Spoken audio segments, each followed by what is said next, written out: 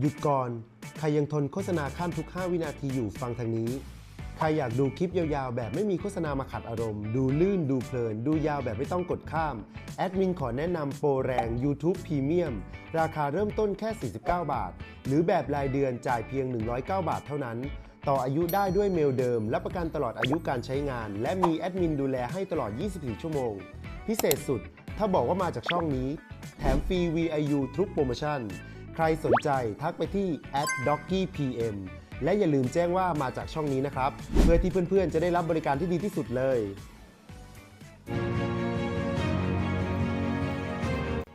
สบายดีทุกคนยินดีต้อนรับเข้าสู่ช่องลาวเกิร์ลออฟฟิเชียลเนาะหรือว่าช่องของพัดสาวลาวคุณคำม่วนนั่นเองกราบทักทายสบายดีและสวัสดีเนาะพี่น้องในมือนี้พัดก็มีคลิปมาฝากมาต้อนทุกท่านอีกแล้ว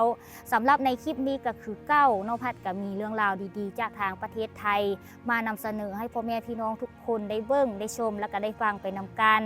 นั่นก็คือเรื่องราวเกี่ยวกับการพัฒนาทางด้านการท่องเที่ยวของประเทศไทยนั่นเองเนาะโดยอัปเดตล่าสุดเลยพี่น้องในปีนี้เนาะปีพ.ศ. 2569ทางด้านการท่องเที่ยวของประเทศไทยนั้นก็ถือได้ว่าเสน่ห์ของเมืองไทยยังคงแข็งแกร่งบ่เสื่อมคลายท่านผู้ชมเพราะว่าประเทศไทยยังคงครองแชมป์ประเทศที่เป็นจุดหมายปลายทางยอดนิยมของนักท่องเที่ยวจากทั่วโลกอยู่เหมือนเดิมเนาะถึงแม้ว่าในปีกายนี้ปีพ.ศ. 2568จำนวนนักท่องเที่ยวที่เดินทางเข้ามาเที่ยวประเทศไทยทั้งปีจะตกอยู่ที่ประมาณ32.9 ล้านคนซึ่งเป็นจำนวนนักท่องเที่ยวที่ลดลงจากปีก่อนถึง 7.23% ก็ตามแต่ตกมาปีนี้พี่น้องปีพ.ศ. 2569เริ่มต้นปีก็ถือได้ว่าเป็นนิมิตหมายที่ดีเนาะเพราะว่ามีนักท่องเที่ยวชาวต่างชาตินี่หลั่งไหลเข้ามาเที่ยวที่ประเทศไทยเป็นจำนวนมากกันเลยจนเฮ็ดให้จำนวนตัวเลขนักท่องเที่ยวนับตั้งแต่วันที่1ถึงวันที่11มกราคม2569ทะลุ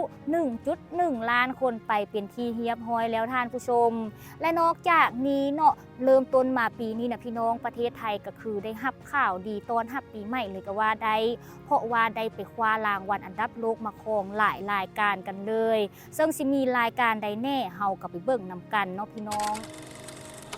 สำหรับในส่วนของรายการแรกนี่ก็คือได้รับในช่วงวันที่1มกราคม69ที่ผ่านมาเนาะเมื่อทางด้านกรุงเทพมหานครเมืองหลวงของประเทศไทยได้รับการจัดอันดับให้เป็นเมืองท่องเที่ยวยอดนิยมอันดับ1ของโลกประจำปีพ.ศ. 2569เมืองที่มีนักท่องเที่ยวจากทั่วโลกกดจองเพื่อเดินทางมาหลายที่สุดและนี่ก็บ่แม่นรางวัลจากการโหวตเล่นๆได้ท่านผู้ชมแต่เป็นข้อมูลจริงจากทางด้านแพลตฟอร์มการท่องเที่ยวระดับโลกอย่าง eDream ODIGEO ซึ่งเป็นบริษัทท่องเที่ยวออนไลน์ OTA และเป็นผู้ให้บริการจองตั๋วเครื่องบินโรงแรมแพ็กเกจท่องเที่ยวชั้นนำของยุโรปและของโลกนั่นเองเนาะโดยในช่วงต้นปีที่ผ่านมาพี่น้องแพลตฟอร์มดังกล่าวนี้เพิ่นก็ได้ระบุถึง10อันดับเมืองท่องเที่ยวยอดนิยมที่มีการจองมากที่สุดในปี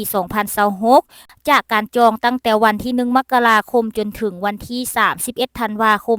2026 นี้ก็ได้พบว่ากรุงเทพมหานครเนาะซึ่งเป็นเมืองหลวงของทางประเทศไทยได้ครองแชมป์อันดับ1เนาะจุดหมายปลายทางยอดฮิตของโลกประจำปี 2026โดยในส่วนของ10อันดับเมืองท่องเที่ยวยอดนิยมที่มีการจองมากที่สุดจากการจัดอันดับของแพลตฟอร์มนี้ก็คือจะได้แก้อันดับ1กรุงเทพมหานครประเทศไทยอันดับที่2ปารีสฝรั่งเศสอันดับที่3ริโอเดจาเนโรบราซิลอันดับที่4บาร์เซโลนาสเปนอันดับที่5โรมอิตาลีอันดับที่6ลอนดอนสหราชอาณาจักรอันดับที่7มาดริดสเปนอันดับที่8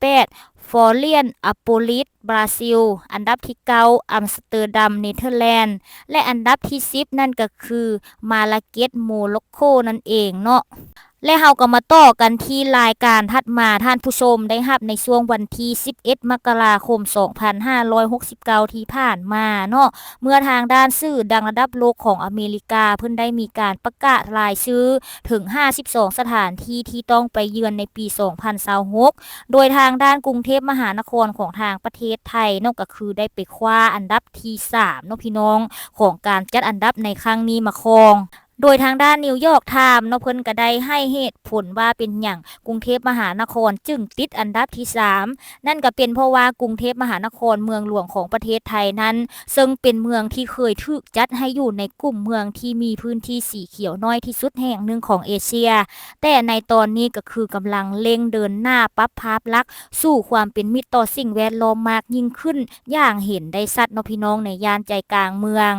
และถึงแม้ว่ากรุงเทพมหานครนั้นจะเต็มไปด้วยความพลุกพล่านและเร่งรีบแต่การพัฒนาระบบคมนาคมในปัจจุบันนั้นได้ช่วยยกระดับประสบการณ์ใหม่สำหรับผู้มาเยือนได้เป็นอย่างมากทั้งนี้นอกจากกรุงเทพมหานครจะติดอันดับที่3ในลิสต์ของนิวยอร์กไทม์แล้วในช่วงปีใหม่ที่ผ่านมาเนาะทางด้านสำนักข่าวระดับโลกอย่าง CNN เพิ่นก็ได้เลือกเมืองหลวงแห่งนี้เพื่อถ่ายทอดสดปรากฏการณ์ฉลองค่ำคืนส่งท้ายปีเก่าต้อนรับปีใหม่อยู่ที่ไอคอนสยามอีกด้วยท่านผู้ชม และถึงแม้ว่าความวุ่นวายจะเป็นเสน่ห์ส่วนดึงดูดในกรุงเทพมหานครแต่ทว่าการยกระดับและการปรับปรุงด้านการเดินทางก็ยังเอื้อประโยชน์ต่อการท่องเที่ยวได้ด้วยเช่นกันทางการนำระบบจัดการจราจรโดย AI ที่สามารถกวดจับสภาพการจราจรที่แออัดมาใช้ได้ตลอดจนการมีเครือข่ายรถไฟฟ้าปรับอากาศและมีการยกระดับมาตรฐานความปลอดภัยของวินมอเตอร์ไซค์รับจ้างนำอีก ซึ่งนอกเหนือจากการคมนาคมและนอกเหนือจากสิ่งแวดล้อมแล้วทางด้านกรุงเทพมหานครเพิ่นก็ยังได้โดดเด่นในฐานะที่เป็นแหล่งรวมศิลปวัฒนธรรมร่วมสมัยโดยมีพื้นที่ศิลปะแห่งใหม่อย่างดิบแบงคอกที่จัดแสดงผลงานศิลปินไทยและชาวต่างชาติกว่า40คนกันเลยอันช่วยเสริมเสน่ห์ของเมืองและดึงดูดนักท่องเที่ยวจากทั่วโลกโอ้โหฟังมาขนาดนี้แล้วก็บ่แปลกใจเนาะพี่น้องที่กรุงเทพมหานครนี่สิติดอันดับที่3ของโลกนั่นก็เป็นเพราะว่ากรุงเทพมหานครมาฮอดในปีนี้ก็คือมีการพัฒนาขึ้นแบบก้าวกระโดดอีหลีพี่น้องกสิประมาณนี้เนาะท่านผู้ชมสำหรับรายการที่ทางประเทศไทยได้ไปติดอันดับโลกซึ่งต้องบอกเลยเนาะว่าแต่ละรายการนั้นใหญ่ๆทั้งนั้นแล้วก็เป็นการจัดอันดับที่แบบว่าคนทั้งโลกนิยมฮับจังใดเขาก็มาท่าติดตามเบิ่งนำกันเนาะท่านผู้ชมว่าการท่องเที่ยวของประเทศไทยในปีนี้สิปังส่ำใดจำนวนตัวเลขนักท่องเที่ยวนี่สิพุ่งทะยานไปฮอด40ล้านคนคือที่เพิ่นตั้งเป้าหมายไว้ได้หรือบ่เฮาก็มาท่าติดตามเบิ่งนำกันเนาะซึ่งในคลิปนี้ก็สิมีประมาณเท่านี้แหละที่พัดได้ยิบยกเอามาฝากมาตอนทุกท่านถ้าเกิดว่าในคลิปมีข้อมูลเนื้อหามีคำเว้าคำจาหรือว่ามีคำใดที่พัดได้เว้าผิดพลาดไปก็ต้องกราบขอโทษขออภัยทุกท่านไว้ณที่นี้นำเนาะในมื้อหน้าพัดเซตคลิปอย่างให้เบิ่งก็อย่าลืมท่าติดตามด้วยการกดไลค์กดแชร์กด Subscribe เพื่อเป็นกำลังใจให้พัดเฮ็ดคลิปต่อๆไปนำและในมื้อนี้ก่อนจากกันไปก็คือเก้าเนาะมีแต่พัดสิขออวยชัยให้พรพ่อแม่พี่น้องทุกคนทุกท่านที่เข้ามาเบิ่งมาชมคลิปนี้แต่ต้นจนจบคลิปจงมีสุขภาพแข็งแรงปราศจากโรคภัยไข้เจ็บนานาประการเฮงเฮงรวยรวยตลอดปีและตลอดไปเด้อในมื้อหน้าพอกันไหมในมื้อนี้ต้องขอตัวลาไปก่อนขอกล่าวคำว่าสบายดีและสวัสดีค่ะ